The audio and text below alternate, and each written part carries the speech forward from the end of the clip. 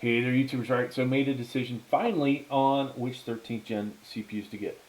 Now, we really wanted the i9 13900K. Had a few people tell me they'd like me to get that.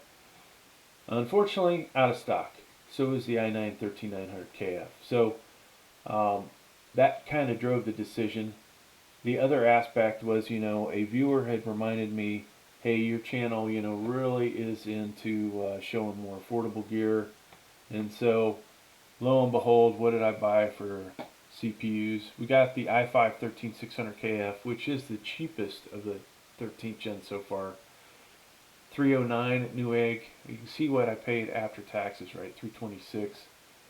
Of course, this is not going to come with a CPU cooler. Neither one of these will come with a CPU cooler.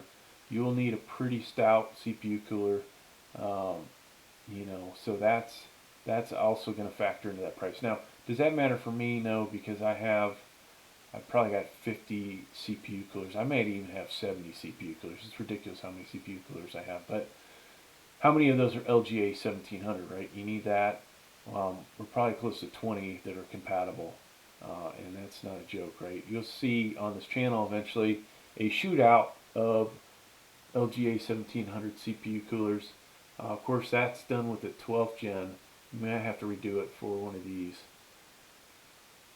Now, the i7 13700K.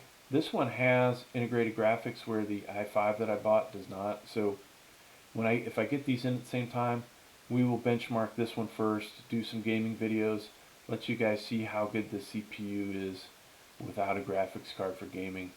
Hopefully, 1080p low will be good for something like FortNite and some of the other games. For those that don't want to, buy a graphics card, maybe this thing will have enough in it to make it enjoyable.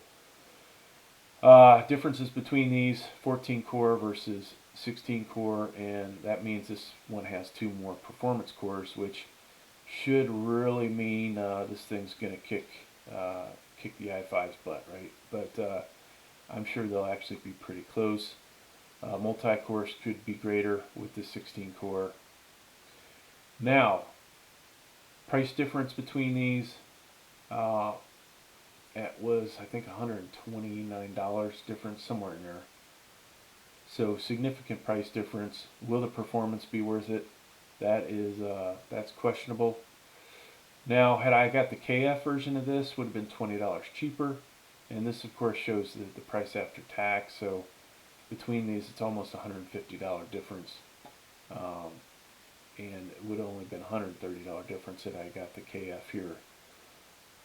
So what am I going to compare these to? I think in the future we will put this up against the i9 12900.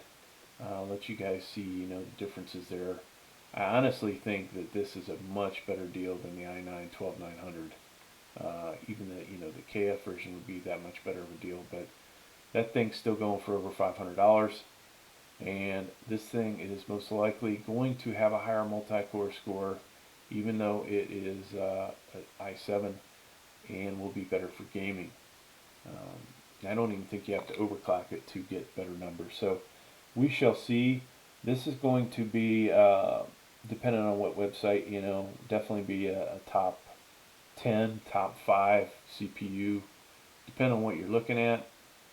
Maybe some of the AMDs might be better in some aspects, and in other aspects this will be better.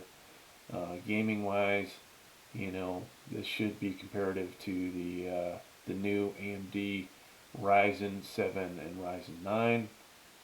So, but yeah, that's what I got, folks, and I look forward to making a crap load of videos with these. Thanks for checking out the video. Please like, please subscribe.